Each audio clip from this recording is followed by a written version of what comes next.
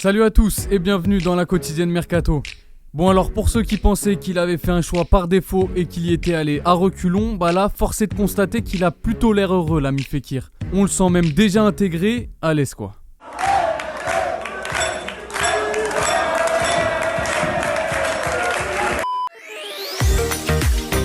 Après les arrivées avortées d'André Silva et de Soumaoro, Monaco pourrait enfin passer la vitesse supérieure au rayon des arrivées.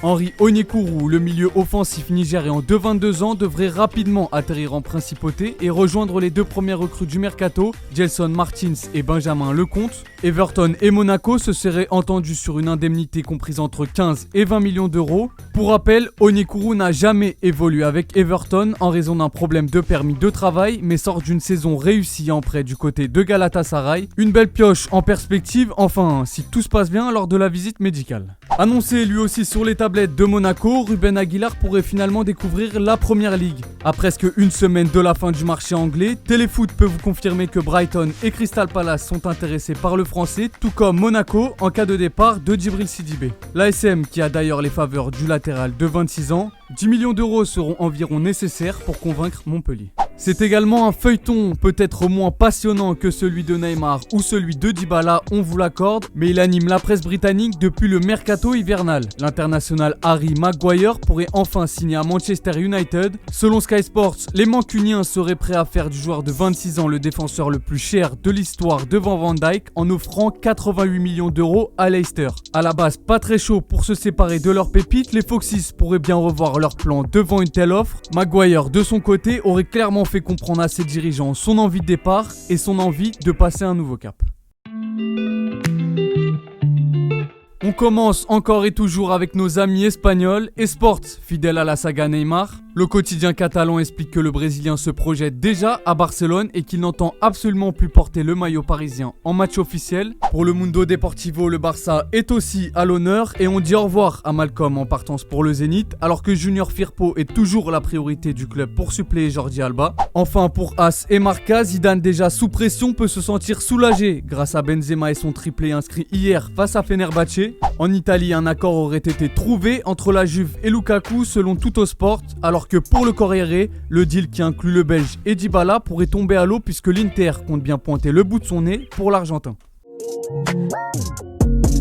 Et pendant ce temps-là, quand BT Sport imagine la saison de Première Ligue à venir et voit United finir à une triste 6ème place, bah ça a le don de mettre Rashford légèrement en colère.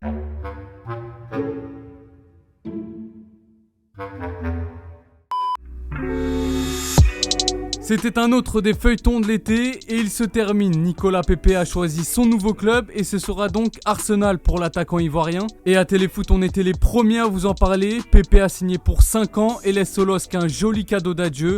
Un chèque de 80 millions d'euros, rien que ça.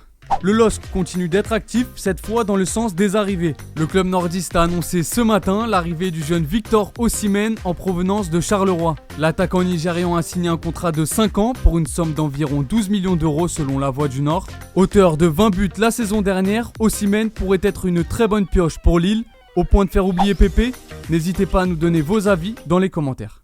Du coup, l'officialisation d'Osimhen valide le départ de Rafael Leao. Le transfert du Portugais était dans les tuyaux depuis quelques jours et a été annoncé cet après-midi par le Milan AC. Le joueur s'est engagé pour les 5 prochaines saisons avec le club italien et 35 millions ont été nécessaires pour arracher la pépite du LOSC, auteur de 8 buts lors de sa seule et unique saison en Ligue 1. Même à 10 000 km de chez nous, Zlatan, il a toujours son mot à dire et surtout quand il s'agit de ses anciens clubs. Interrogé au sujet du possible départ de Pogba vers le Real, le géant suédois a conseillé à Manchester de ne pas retenir le milieu français contre son gré.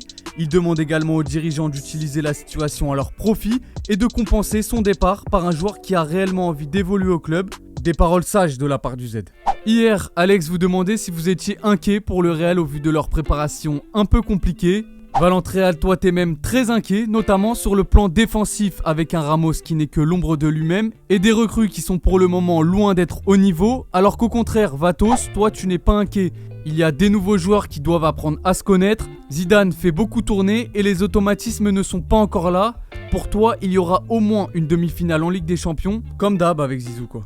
C'est la fin de cette quotidienne Mercato. Merci à tous de nous avoir suivis. On vous souhaite une très bonne soirée. En tout cas, on espère qu'elle sera meilleure que celle de ce pauvre gardien d'USL qui s'est totalement troué sur une sortie un peu anodine. Quant à nous, on se retrouve demain. Salut!